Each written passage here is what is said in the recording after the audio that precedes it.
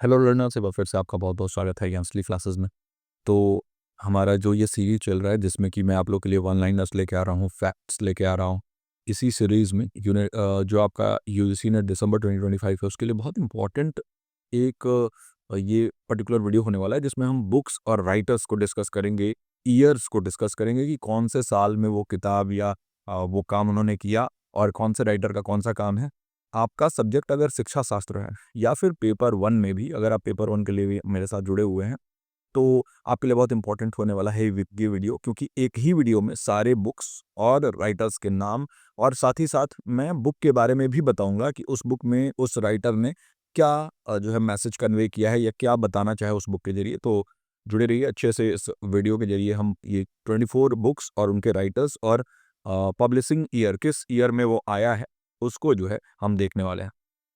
तो देखिए, अलग-अलग राइटर्स मैंने लिए हैं, मतलब अलग-अलग जो भी थ्योरिस्ट आप कह सकते हैं, राइटर्स नहीं थ्योरिस्ट्स कह सकते हैं, और उनके काम को लिया है। तो जैसे जॉन डूई हैं, है ना? लर्निंग बाय डूइंग के जो जिन्होंने लर्निंग बाय डूइंग दिया था, है ना? वही हैं जॉन डूई, और इनका एक किताब है, बार-बार पूछा जाता है, डेमोक्रेसी एंड एजुकेशन। तो डेमोक्रेसी एंड एजुकेशन ये किताब जो है ये बहुत ज़्यादा फेमस है इनका, जॉन डूई का।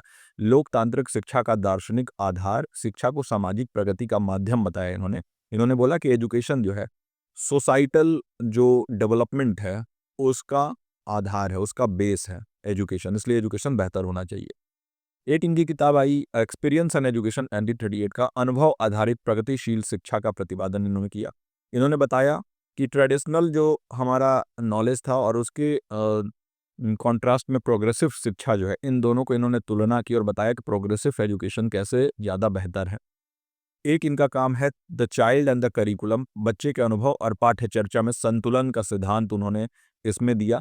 और एक इनका किताब है हाउ वी थिंक, कैसे हम सोचते हैं, 1910 में। रिफ्लेक्टिव थिंकिंग की व्याख्या की इन्होंने कि भाई रिफ्लेक्टिव थिंकिंग मतलब आप अपने काम के बारे में, अपने चीज़ों के बारे में सोचते हैं और उसके ऊपर जो है सोचते हैं कि मुझे कैसे इसको बेहतर करना चाहिए, यानी आलोचनात्मक चिंतन करते हैं। तो उसका आधार ये इनका काम बना। तो जॉन लुई की ये 4 इम्पोर्टेंट बुक्स हैं, बिल्कुल याद रखेंगे इनका नाम। अब आते हैं पॉलो फ्रारे, और ये पॉलो फ्रायर या पॉलो फ्रेरे जो हैं, इनका एक बहुत इम्पोर्टेंट किताब है जिसका नाम है पेडागॉजी ऑफ द ऑप्रेस्ड, है ना? ये किताब देखिए, ये पर्टिकुलर वीडियो आपको जो है वो कहीं भी नहीं मिलने वाली है इस तरीके से पूरे यूट्यूब पे कि एक ही वीडियो में मैं आपको सारे राइटर्स, इम्पोर्टेंट बुक्स के नाम और पब्लिशिंग ईयर आपको बता दूँ, है ना? तो अगर आप इसी तरीके से अपनी तैयारी को आगे बढ़ाना चाहते हैं तो 9015958713 इस नंबर से संपर्क करके जुड़ जाइए हमारे साथ। जून 2026 का प्रिपरेशन हम बेहतरीन करने वाले हैं। अभी से एडमिशन्स ओपन कर दिया, अर्ली बर्ड ऑफर चल रहा है, जल्दी से जल्दी जुड़िए। Education as a practice of freedom, इनकी एक किताब 1967 की ये किताब है। शिक्षा को स्वतंत्रता और मुक्ति का उपकरण माना इन्होंने। और एक है पेडागॉजी ऑफ होप, 1992-1994 में। आशा आधारित शिक्षा दृष्टि, ऑप्रेस्ड लर्नर्स के लिए प्रेरणा बना है ये काम इनका। ऑप्रेस्ड मतलब क्या है? दबे कुचले वर्ग आप कह सकते हैं, या फिर हाशिए पर रहने वाला समूह, है ना?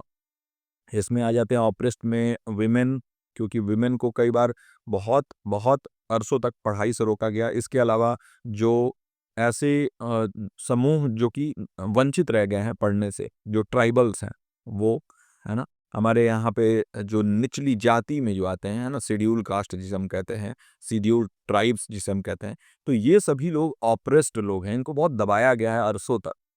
तो इनके लिए इनका सब pedagogy of the oppressed, education as the practice of freedom और पेडागॉजी ऑफ होप, ये तीनों काम पॉलो फ्रेरे इनका है ना? याद रखेंगे।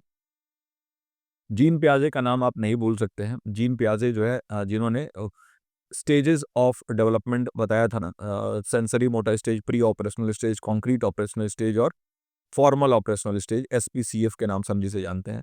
तो वो जीन पियाजे हैं। इनका एक किताब है the origin of intelligence in children, 1936, और फिर इसका जो है रिवीजन 1952 में है। संज्ञानात्मक विकास के चरणों का मूल सिद्धांत बना इन्होंने। संज्ञानात्मक विकास के चरण जो हमने अभी बात किया, कॉग्निटिव लेवल के बारे में जो इन्होंने बात किया कि सेंसरी मोटर स्टेज में बच्चा क्या करेगा, प्री ऑपरेशनल में, कॉन्क्रीट ऑपरेशनल और फॉर्मल ऑपरेशनल यानी 12-14 साल के बाद। तो ये सभी चीज़ों को इन्होंने डिस्कस किया। एक बहुत इंपॉर्टेंट किताब है जो कि बार-बार पूछता है, language and thought of the child, बच्चे की भाषा एवं विचार संरचना का अध्ययन इन्होंने किया इसमें। एक है play, dreams and imitation in childhood 1945 और फिर 1962 में रिवीजन, बच्चों के खेल और कल्पना की संज्ञानात्मक भूमिका के बारे में इन्होंने बताया। और एक है द साइकोलॉजी ऑफ इंटेलिजेंस, बुद्धि विकास की संरचना और कार्य प्रणाली के ऊपर इन्होंने बात किया। तो ये बड़ा इंपॉर्टेंट सारे बुक्स हैं जीन पियाजे। इसके पहले हमने जो है जॉन डुई के काम को देखा, पॉलो फ्रेरे के काम को देखा, है ना। तो बहुत जितने भी यहाँ पर हम काम देखने वाले हैं वो सभी इंपॉर्टेंट होने वाले हैं। डेमोक्रेसी एंड एजुकेशन जो किताब हमने देखा तो कई बार पूछा जा चुका है। अब वाइगॉस्की का नाम आप नहीं भूल सकते। वाइगॉस्की का नाम जब भी आए तो सोशल डेवलपमेंट से इसको हम जोड़ के देखते हैं, वाइगॉस्की, है ना। ये बात करते हैं सोसाइटी के बारे में, ये बात करते हैं कल्चर के बारे में, ये बात करते हैं सोशल लर्निंग के बारे में। समाज में रह के और जो बच्चा अधिगम करता है वो सबसे बेहतर ही मानते हैं। और इन्होंने ही माइंड इन सोसाइटी नामक एक किताब 1978 में पब्लिश किया। माइंड इन सोसाइटी ये सामाजिक सांस्कृतिक सिद्धांत और एक बहुत इंपॉर्टेंट कॉन्सेप्ट है ZPD, जो कि मैंने आपको कई बार वन लाइनर सीरीज में भी बताया है। तो जोन ऑफ प्रॉक्सिमल डेवलपमेंट की व्याख्या इन्होंने इसी किताब माइंड इन सोसाइटी में की। इन्होंने बताया कि एक जो इंसान है वो खुद से इतना सीखता है, लेकिन अगर उसे कोई एक मोर नॉलेजेबल अदर है तो वो अपने इस लेवल तक पहुंच सकता है। और इस जो खुद से वो सीख सकता है और जो दूसरे की मदद से सीख सकता है, उसके बीच का जो गैप है, इसको इन्होंने जो है बोला zone of proximal development, ZPD, है ना। इंपॉर्टेंट है, याद रखेंगे ये भी बुक का नाम। इसके अलावा थॉर्नडाइक का नाम आप नहीं भूल सकते हैं। एडवर्ड थॉर्नडाइक जो है, इन्होंने एनिमल्स के ऊपर बहुत सारा रिसर्च किया और एक किताब इन्होंने लाया एनिमल इंटेलिजेंस 1898, और फिर इसका एक रिवाइज फॉर्म 1911 में आया। ट्रायल एंड एरर लर्निंग के बारे में जो कि बहुत फेमस है, थॉर्नडाइक का एक ऐसा सिद्धांत जिसमें वो बार बार चीज़ें ट्राई करते हैं, फिर गलती है तो फिर त्रुटि को सही करके वापस से ट्राई करना। ऐसा ट्रायल एंड एरर लर्निंग और ट्रायल एंड एरर मेथड जो है ना, ये अलग अलग चीज़ों में, अलग अलग इंडस्ट्रीज में इसका इस्तेमाल होता है। फिर एक इनका बहुत इंपॉर्टेंट लॉ है, लॉ ऑफ इफेक्ट, है ना, प्रभाव का जो नियम है। तो ये इसका न्यू भी इन्होंने इसी में रखा, एनिमल इंटेलिजेंस नामक इस किताब में। तो बहुत इंपॉर्टेंट किताब है, इनके नाम से जोड़ के इसको याद रखेंगे। एक इनकी किताब है 1903 में जो आई थी, एजुकेशनल साइकोलॉजी, सीखने के वैज्ञानिक अध्ययन का प्रारंभिक ग्रंथ इसको माना जाता है। एजुकेशनल साइकोलॉजी को आपके एग्जामिनेशन के लिए ये भी इंपॉर्टेंट है। और एक है मेंटल एंड सोशल मेजरमेंट्स, 1904 में आया, ये 1904 में मानसिक मापन एवं शैक्षिक आकलन पर आधारित ये किताब। मेंटल और सोशल मेजरमेंट्स याद रखेंगे, एडवर्ड थॉर्नडाइक से जोड़ के इसको देखेंगे। अब हमारे सामने आ जाते हैं BF स्किनर, है ना। BF स्किनर की एक किताब है बियॉन्ड फ्रीडम एंड डिग्निटी। तो ऐसे ही याद रखेंगे, बी से बियॉन्ड, F से फ्रीडम, बी से BF स्किनर, है ना। तो इनके नाम से याद रखेंगे, ये तो याद हो जाएगा। बियॉन्ड फ्रीडम एंड डिग्निटी 1971 में आया। और बी से BF स्किनर, बी से बिहेवियरिज्म, अबाउट बिहेवियरिज्म, इनकी एक किताब 1974 में आई।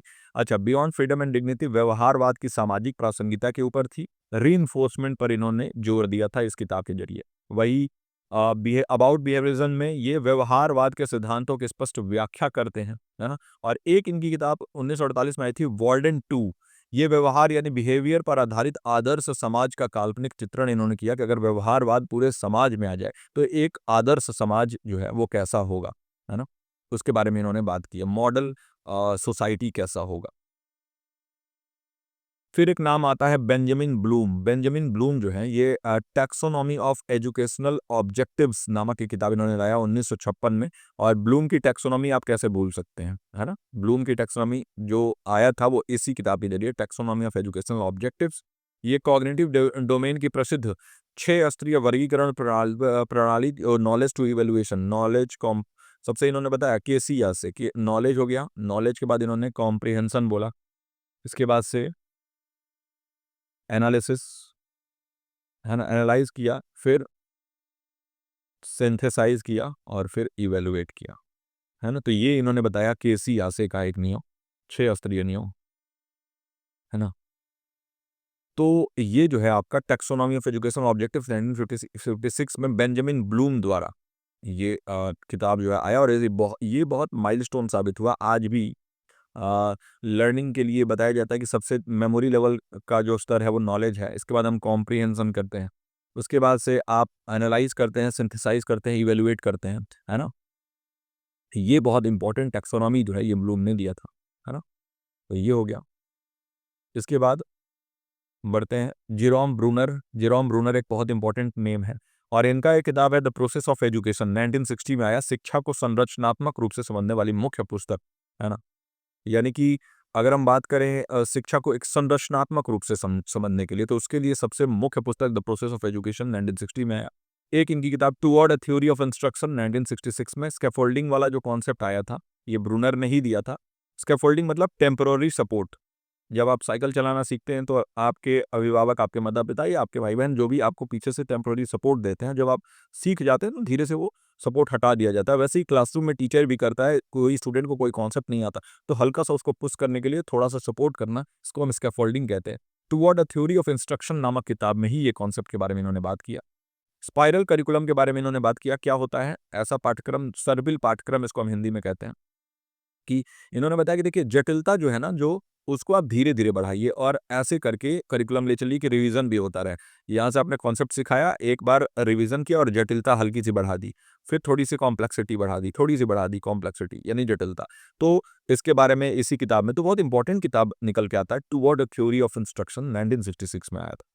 एक है इनका काम एक्ट्स ऑफ मीनिंग, 1990 में आया। अर्थ निर्माण, मीनिंग मेकिंग पर आधारित कंस्ट्रक्टिविस्ट दृष्टिकोण, क्योंकि ये कंस्ट्रक्टिविस्ट एक थ्योरिस्ट थे, तो कंस्ट्रक्टिविस्ट दृष्टिकोण यानी संरचनात्मक दृष्टिकोण के लिए अर्थ निर्माण पर आधारित ये पुस्तक एक्ट्स ऑफ मीनिंग 1990 में इन्होंने पब्लिश किया। इसके बाद एक नाम आ जाता है Bandura, Albert Bandura. Albert Bandura ने सोशल लर्निंग थ्योरी दिया था और इसी नामक एक किताब सोशल लर्निंग थ्योरी 1977 में ये पब्लिश भी किया इन्होंने, जिसमें ये अवलोकन के माध्यम से अधिगम यानी ऑब्जर्वेशनल लर्निंग और साथ ही साथ जो मॉडलिंग है उसका सिद्धांत इन्होंने इसमें दिया। एक आया इनका किताब उसी साल सेल्फ एफिकेसी, आत्म दक्षता की अवधारणा इन्होंने दी कि भाई कैसे आप अपने आप को सेल्फ एफिशिएंट बना सकते हैं, व्यक्ति की सफलता पर जो है वो विश्वास होना चाहिए। तो ये इन्होंने बताया, एल्बर्ट बेंडूरा का ये 2 इंपॉर्टेंट किताब आप याद रखें।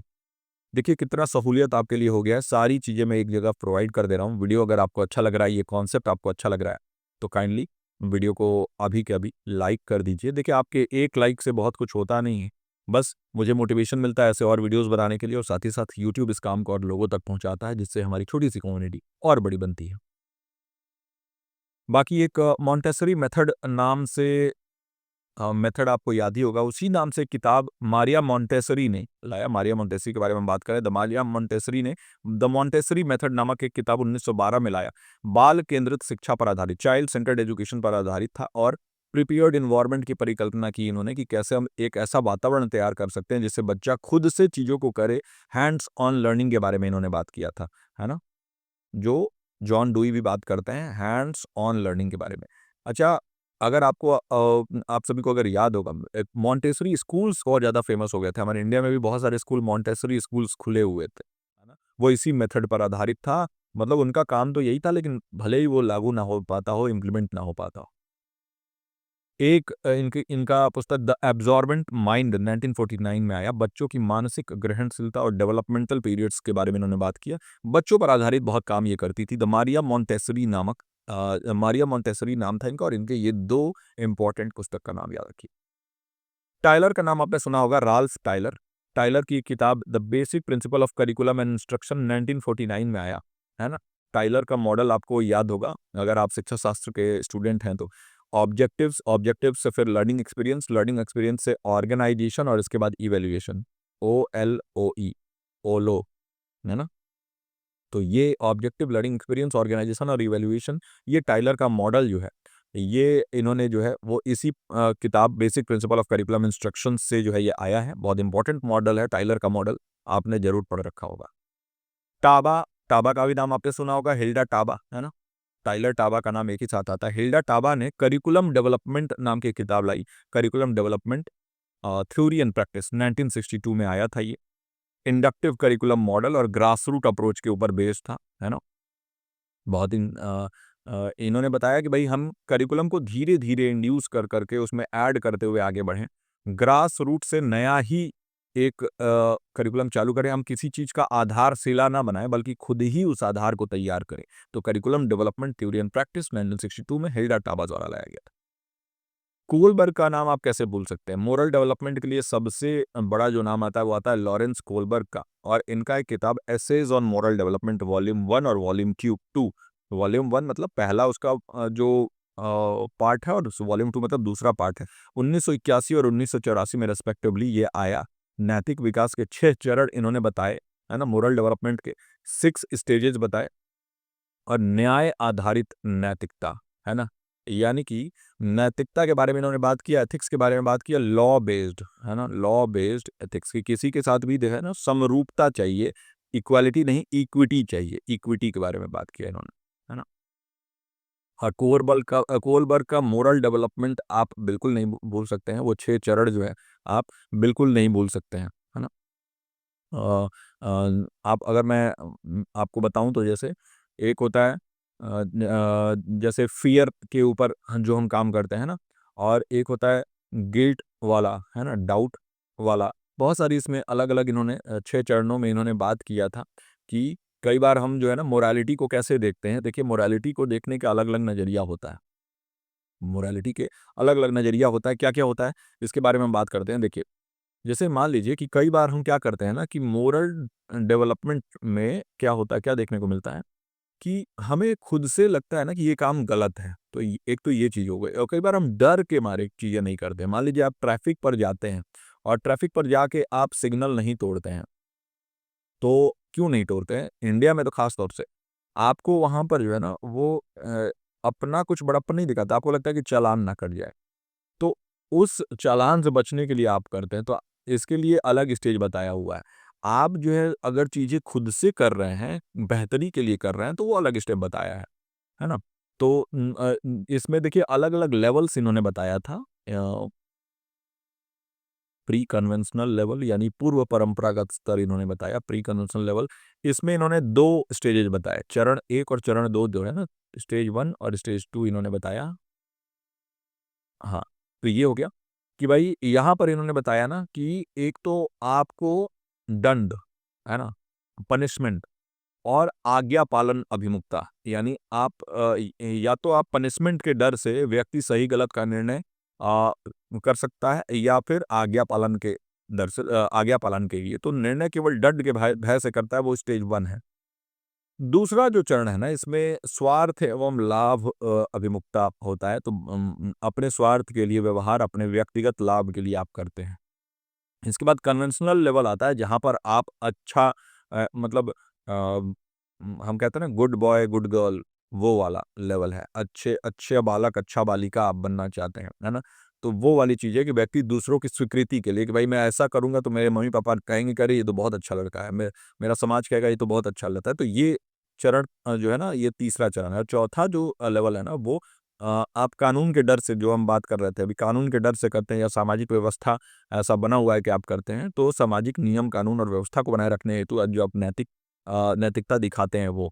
और इसके बाद आता है पोस्ट कन्वेंशनल, जो सबसे हाई लेवल होता है, पोस्ट कन्वेंशनल लेवल, है ना। प्री कन्वेंशनल कन्वेंशनल तो हो ही गया। पोस्ट कन्वेंशनल में एक तो आप अपने सोसाइटी के लिए समझते हैं क्या ये मेरी जिम्मेदारी है ना। कानून को समाज की सहमति से बना हुआ माना जाता है। यहाँ आवश्यकता होने पर परिवर्तन भी स्वीकार किया जाता है, कानून में बदलाव हो सकता है।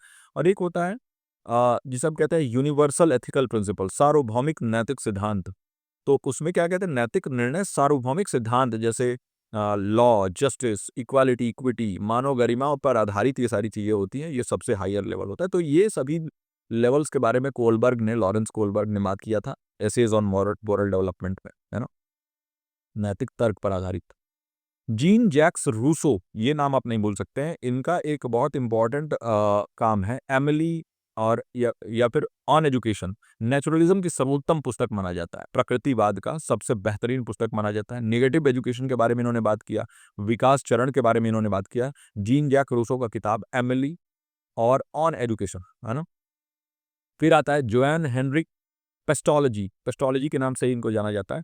इनका एक किताब है how Gertrude teaches her children, 1801 में आया। हेड हार्ट हैंड के सिद्धांत के बारे में बात किया था, जो महात्मा गांधी भी बात करते हैं। हेड हार्ट हैंड के बारे में बेसिक एजुकेशन में महात्मा गांधी बात करते हैं कि हमें प्रज्ञान का विकास, अपना मन, अपना दिल अच्छा रखना चाहिए, और अपने हाथ से कुछ कला, कुछ कौशल, कुछ स्किल्स सीखने चाहिए। हेड हार्ट हैंड ये। इसके अलावा समग्र शिक्षा के बारे में बात की है कि हर एक फील्ड में हमें शिक्षा ग्रहण करना चाहिए, उसका आधार यहीं से पड़ा है ना। तो जोहान हेनरिक पेस्टोलॉजी का नाम आप नहीं भूलेंगे। हर्बर्ट स्पेंसर का एक किताब है education intellectual moral and physical, 1861 में आया।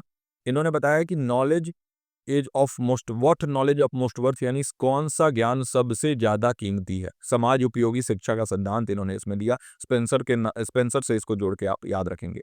इवान इलिच की दो किताबें हैं। डी स्कूलिंग सोसाइटी 1971 में आया।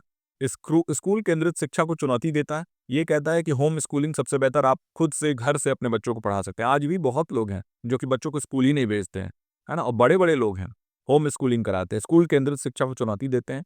लर्निंग वेब्स का विचार जो है वो इन्होंने दिया। इन्होंने बताया कि बच्चों को आप एक्सपीरियंस कराइए, एक्सपीरियंशियल लर्निंग बेहतर है। टूल्स फॉर कन्वाइएबिलिटी, ये मानवीय स्वतंत्रता और सामुदायिक सहयोग को बढ़ावा देने वाला 1973 में आया हुआ इनका किताब। इवान इलिच का नाम, और डी स्कूलिंग सोसाइटी इनका सबसे फेमस काम है, याद रखेंगे। फिर आते हैं मैक्स वेबर। मैक्स वेबर जो है ये इकोनॉमी एंड सोसाइटी 1922 में ये इनका एक किताब आया। नौकरशाही, अधिकार और सामाजिक संगठन के बारे में पूरा इन्होंने डिस्कस किया है। शिक्षा समाजशास्त्र में महत्वपूर्ण, यानी एजुकेशन सोशोलॉजी में बहुत इंपॉर्टेंट ये किताब इकोनॉमी एंड सोसाइटी है, मैक्स वेबर द्वारा दिया गया है। ये नाम अब बहुत इंपॉर्टेंट नाम है, एमिली डर्केम, है ना। एक तो एमिली वो किताब का नाम था, ये एमिली डर्केम जो है एजुकेशन एंड सोशोलॉजी 1922 में इनका किताब शिक्षा को सामाजिक तथ्य, सोशल फैक्ट माना इन्होंने, एमिली डर्केम। और मोरल एजुकेशन 1925 में नैतिक शिक्षा का समाज शास्त्रीय विश्लेषण, सोशियोलॉजिकल एनालिजी जो है वो इन्होंने दिया। नैतिक शिक्षा, मोरल एजुकेशन का दोनों ही इंपॉर्टेंट काम है, एमिली डर्केम का ये काम है, याद रखेंगे। हावर्ड गार्डनर का नाम आप कैसे भूल सकते हैं, मल्टीपल इंटेलिजेंस थ्योरी इन्होंने ही तो दिया था। और फ्रेम्स ऑफ माइंड इनकी एक पुस्तक है, 1983 में आई, और ये पुस्तक एक लैंडमार्क साबित हुई। इसी पुस्तक में मल्टीपल इंटेलिजेंस थ्योरी के बारे में बात किया गया, वही इसकी मूल पुस्तक है, फ्रेम्स ऑफ माइंड, 1983 में। पिछले एग्जामिनेशन में पूछा जा चुका है, PYQ है, ये प्रीवियस ईयर क्वेश्चन है, याद रखेंगे। हावर्ड गार्डनर का frames of mind. David Kolb, इनका एक किताब है एक्सपीरियंशियल लर्निंग, है ना, अनुभवात्मक अधिगम। ये 1984 में आया। सीखने का चक्रीय मॉडल, साइक्लिकल मॉडल इन्होंने दिया। इन्होंने बताया कि कॉन्क्रीट, रिफ्लेक्टिव, एब्स्ट्रैक्ट और एक्टिव, ऐसे तरीके से हम सीख सकते हैं, है ना। तो CRAA, क्रा, ये इन्होंने बताया एक्सपीरियंशियल लर्निंग इनका काम है। डेविड कॉल्ब। माइकल फुको, ये डिसिप्लिन एंड पनिश 1975 में आया हुआ इनका किताब। सत्ता, अनुशासन और संस्थागत नियंत्रण का अध्ययन किया इन्होंने कि भाई सत्ता कैसे चलता, अनुशासन कैसे मेंटेन रहेगा, संस्थागत नियंत्रण कैसे आप रख सकते हैं, एक अपने ऑर्गेनाइजेशन के ऊपर कंट्रोल कैसे रख सकते हैं। डिसिप्लिन एंड पनिश 1975 में आया हुआ मिशेल फूको का ये किताब। पीटर मैक्लेरन, इनका एक किताब critical pedagogy and predatory culture, 1995 में बहुत इंपॉर्टेंट किताब है पीटर मैक्लेरन का। आलोचनात्मक शिक्षा शास्त्र का समकालीन स्वरूप जो है वो इन्होंने पेश किया इस पर्टिकुलर अपने पुस्तक से। और आज की जो हमारे आखिरी थ्योरिस्ट या राइटर कह सकते हैं, हेनरी जीरू, इनका एक काम है theory and resistance in education, 1983 में आया। शक्ति, प्रतिरोध और सामाजिक न्याय आधारित क्रिटिकल पेडागोजी इन्होंने दिया, Henry Giroud. Theory and resistance in education 1983। तो देखिए किताब तो बहुत ज़्यादा हो गया, इसमें हम राइटर्स या थ्योरिस्ट 24 कवर किए हैं और उनके अलग अलग काम को कवर किया है। बहुत इंपॉर्टेंट है, बहुत ज़्यादा इंपॉर्टेंट होने वाला है ये पर्टिकुलर सेशन आपके लिए। बिल्कुल भी इसको आप हल्के में मत लीजिएगा। इसका PDF मैं आपको टेलीग्राम पर प्रोवाइड करूंगा।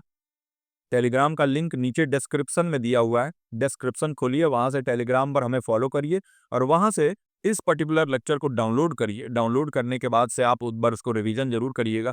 आपके एग्जामिनेशन में अगर एक दो किताब भी आता है, आजकल क्या कर रहा है ना कि इन किताबों को पूछ देता है मल्टीपल चॉइस में, तो उसमें आपको मैचिंग के क्वेश्चन में पूछ देगा, उसमें आपको बहुत ज़्यादा हेल्प मिलेगा इस पर्टिकुलर सेशन से। वीडियो अच्छा लगा है तो काइंडली वीडियो को लाइक कर दीजिए। आप इस वीडियो को लाइक करेंगे तो थोड़ा सा इस वीडियो का रीच बढ़ेगा, हमें भी बेहतर लगेगा। और साथ ही साथ हमसे जुड़कर पढ़ाई करने के लिए और बेहतरीन तरीके से अपनी तैयारी करने के लिए 9015958713 इस नंबर पर बहुत ही कम प्राइस में आप बैच में ज्वाइन कर सकते हैं। 24 घंटे हमसे व्हाट्सएप पे जुड़े रहते हैं, कोई भी डाउट आप हमसे कॉल पर भी समय लेके बात कर सकते हैं।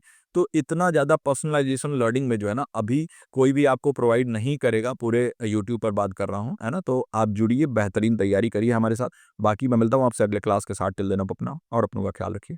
नमस्कार।